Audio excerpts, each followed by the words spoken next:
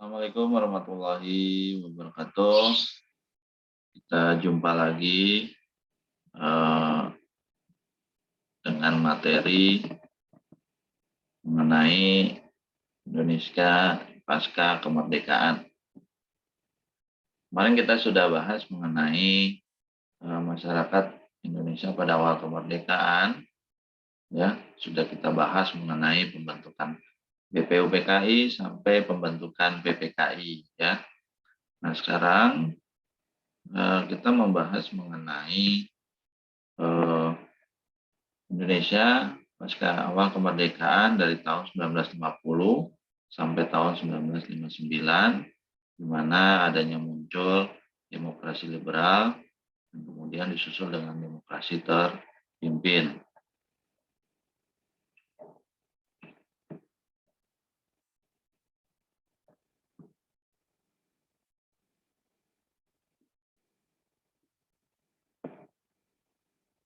Ya, kemarin kita sudah membahas mengenai awal kemerdekaan, di mana berita proklamasi sudah disebarluaskan melalui segala media pada saat itu yang ada, yaitu radio, poster, selebaran, dan spanduk, serta surat kabar, ya, serta pengiriman delegasi. Nah, ini usaha-usaha daripada penyebarluasan berita proklamasi Indonesia ke seluruh dunia. Oke, kemudian kita juga singgung kemarin, yaitu hasil sidang PPKI yang pertama, berupa pengesahan dan penetapan Undang-Undang Dasar, mengangkat presiden dan wakilnya, kemudian membentuk Komite Nasional Indonesia pada saat itu karena belum adanya terbentuknya Dewan Perwakilan Rakyat. Nah, kemudian sidang keduanya yaitu membentuk 8 provinsi, ya, kemudian membuat 12 departemen kementerian, ya. Nah, kemudian kita singgung juga kemarin itu mengenai perjuangan bangsa Indonesia pada pasca kemerdekaan itu ada 2 bentuk, yaitu diplomasi dan fisik, ya. Fisik itu berupa dengan perang, ya, yang terbagi menjadi 2, yaitu perang kemerdekaan pertama dan perang kemerdekaan kedua. Nah, kalau Belanda menyebutnya agresi militer Belanda pertama dan agresi militer Belanda kedua. Nah, untuk agresi Belanda militer yang pertama itu pada tahun 1947 bulan Juli, ya. Kemudian agresi militer Belanda kedua itu tahun 1948 di bulan Desember, ya. Nah, Indonesia menyebutnya sebagai perang kemerdekaan pertama dan perang kemerdekaan kedua.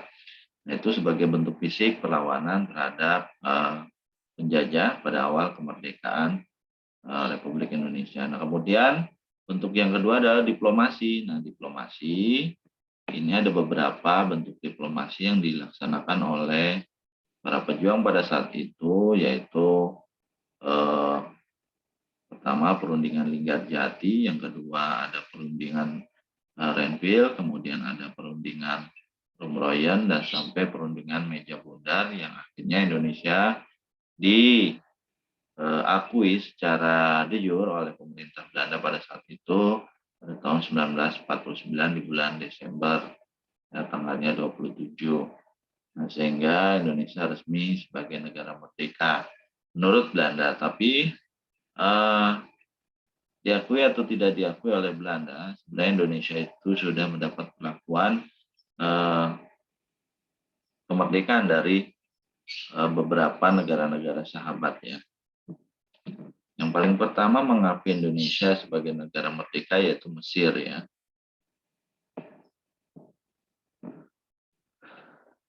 Nah, ini adalah bentuk bentuk perjuangan diplomasi, ya. Ada Linggarjati, perundingan Renville, kemudian Rumroyen, dan konferensi Meja Bundar. Sedang perjuangan fisik di sini banyak sekali, ya. Selain perang kemudian pertama dan kedua tahun 1947 dan tahun 1948, ada juga beberapa pertempuran di awal kemerdekaan setelah proklamasi. Di sini ada Bandung Lautan Api, ya. pertempuran Ambarawa, kemudian pertemuan 5 hari di Semarang, kemudian pertempuran 10 November di Surabaya, ya, dan juga beberapa pertempuran di wilayah Sumatera dan di Bali, di Kalimantan dan Sulawesi. Oke.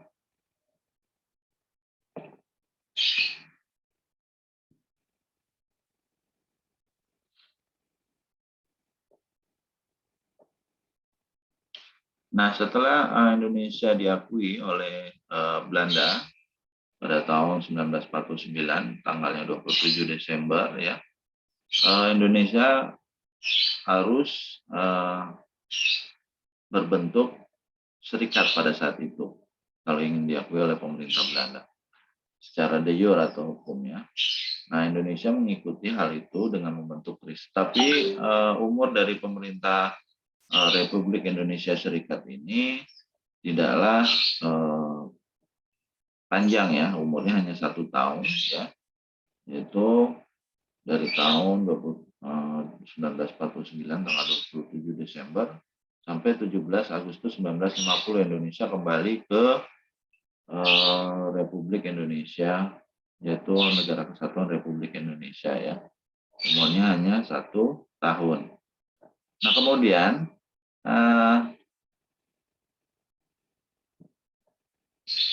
pada awal kemerdekaan Indonesia juga, ya, selain kita berperang terhadap Belanda, kita juga dihadapkan dengan musuh dari dalam, yaitu pemberontakan PKI di Madiun dan pemberontakan Darul Islam dan Tentara Islam Indonesia di Jawa Barat dan di Jawa Tengah. Ya, kemudian selain itu ada pemberontakan APRA dan Andi Ajis di Makassar dan pemberontakan di Republik Maluku Selatan. Ini adalah gangguan awal kemerdekaan. Selain kita menghadapi musuh dari luar, kita juga menghadapi musuh dari dalam, ya. Nah, bagaimana masyarakat Indonesia pada awal kemerdekaan secara ekonomi?